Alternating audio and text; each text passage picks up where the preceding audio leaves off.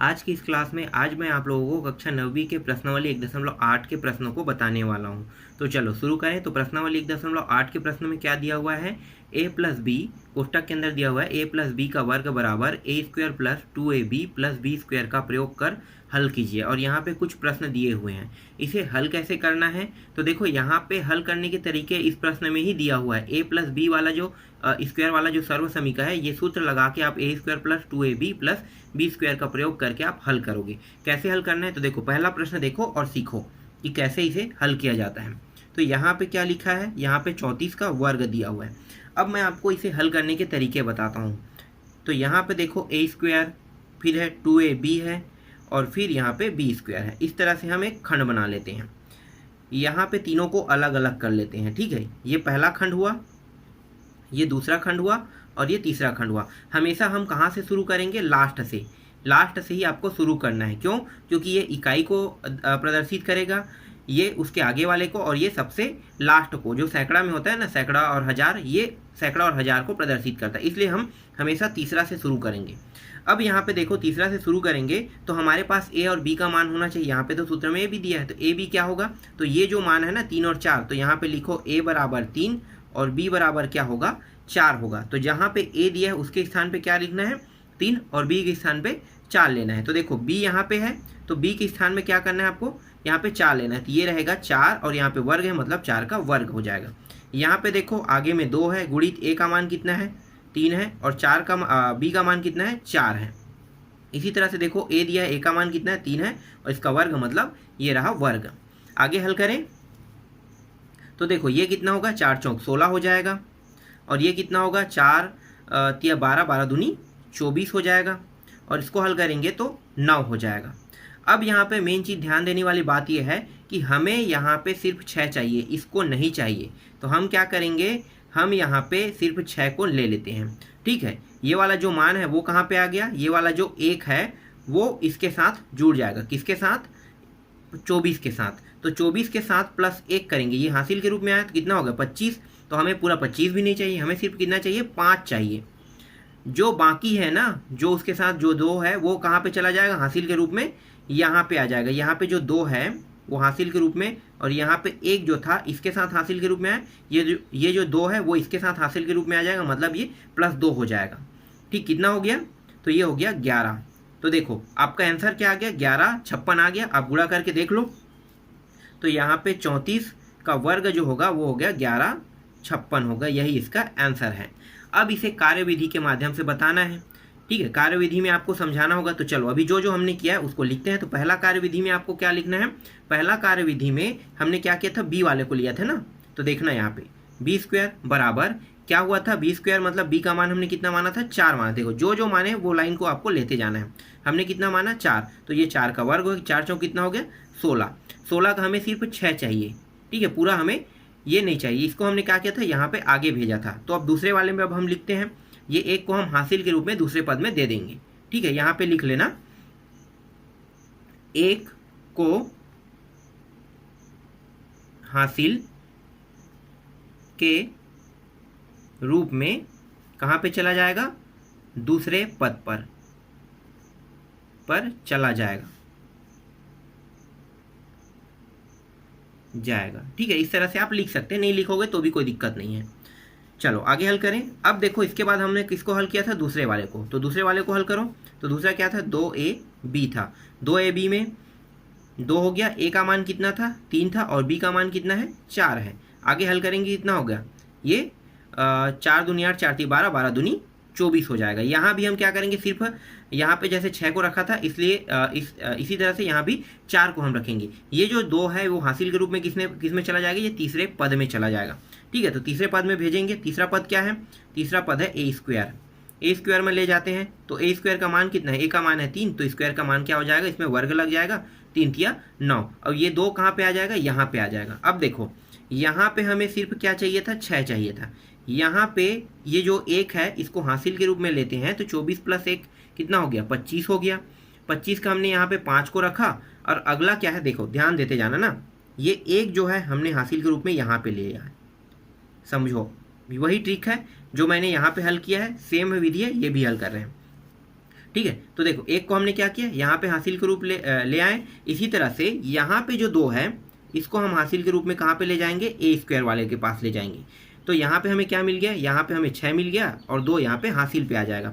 तो इसको हम क्या करेंगे, +2 कर देंगे। कितना हो गया, 11। अब यहाँ पे लिखो अतः, अब यहाँ से हम जमाते जाएंगे। ये 11 प्राप्त हो गया हमें, ठीक है। यहाँ पे कितना प्राप्त हुआ था, 5 प्राप्त हुआ, तो हम यहाँ पे 5 लिख देते हैं। यहाँ पे कितना प्राप्त हुआ, 6, तो ये 6 प्राप्त हुआ। और ये किसका हल है, ये 34 का वर्ग है। यही क्या है, इसका आंसर है। समझ में आया। कार्य विधि में आपको प्रश्न इस प्रकार से बनाना है। अगर ये समझ में नहीं आया तो चलो मैं आपको दूसरा प्रश्न हल करके दिखाता हूँ, उससे आपको समझ में आ जाएगा। दूसरा प्रश्न क्या दिया है, 19 का वर्ग दिया है।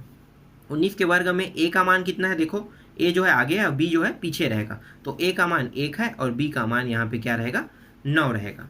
यहाँ भी ए स्क्वायर 2ab और बी स्क्वायर इस तरह से कर देते हैं, ठीक है। इसको आपको बनाने की ज़रूरत नहीं है, ये आपको समझाने के लिए बताया जा रहा है। तो आपको अगर समझ में नहीं आ रहा है तो इसलिए मैं क्या कर रहा हूँ, मैं इस विधि का उपयोग कर रहा हूँ, ठीक है।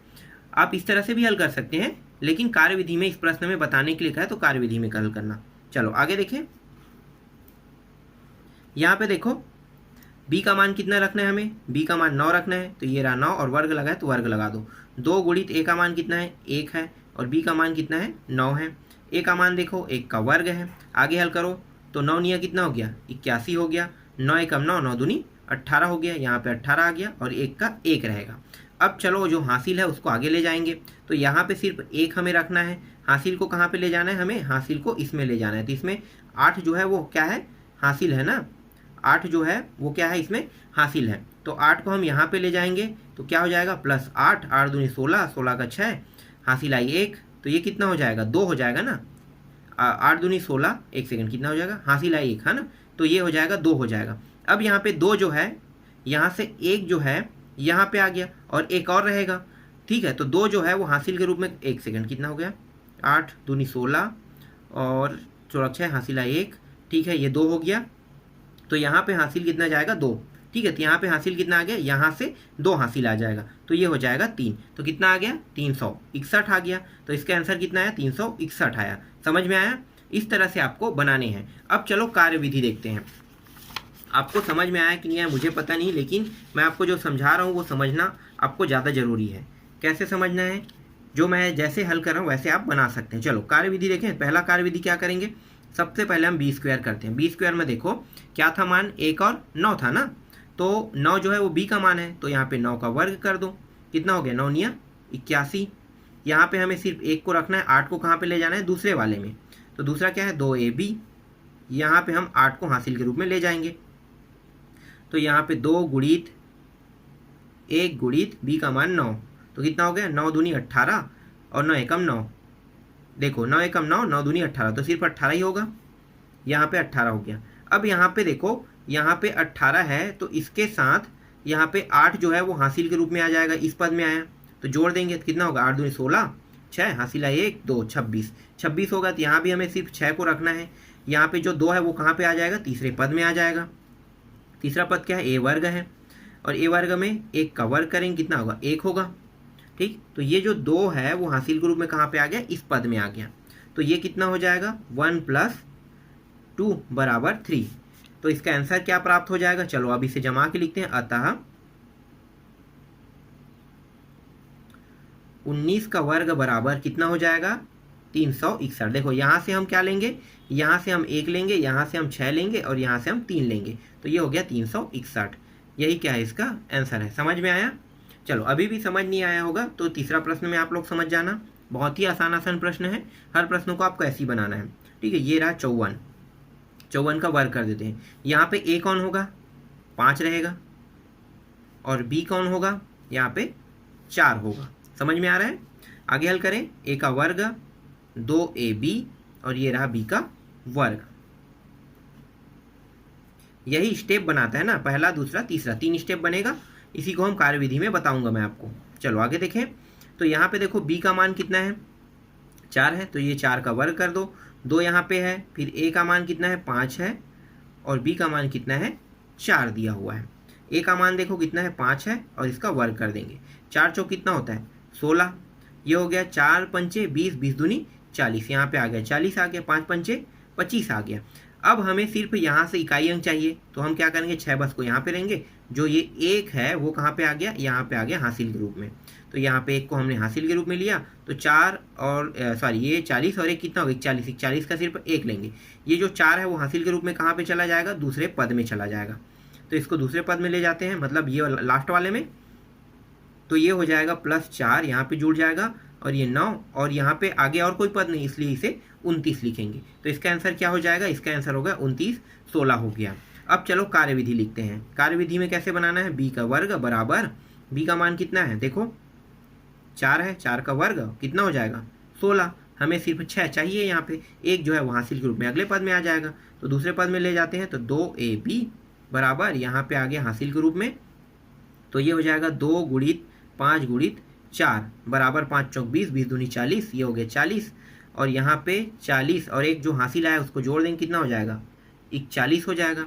अब यहाँ पे हमें सिर्फ 1 चाहिए, हमें ये 4 नहीं चाहिए, तो हम क्या करेंगे, 4 को तीसरे पद में ले जाएंगे। तीसरा पद क्या रहेगा, a का वर्ग, 1 यहाँ पे 5 का वर्ग हो जाएगा, 5 पंचे कितना हो गया 25, यहाँ पे 25 आ गया, और ये जो 4 है वो हासिल के रूप में कहाँ पे आ गया, इस वाले पद में, तो ये हो जाएगा 25 + 4 बराबर 29 हो जाएगा।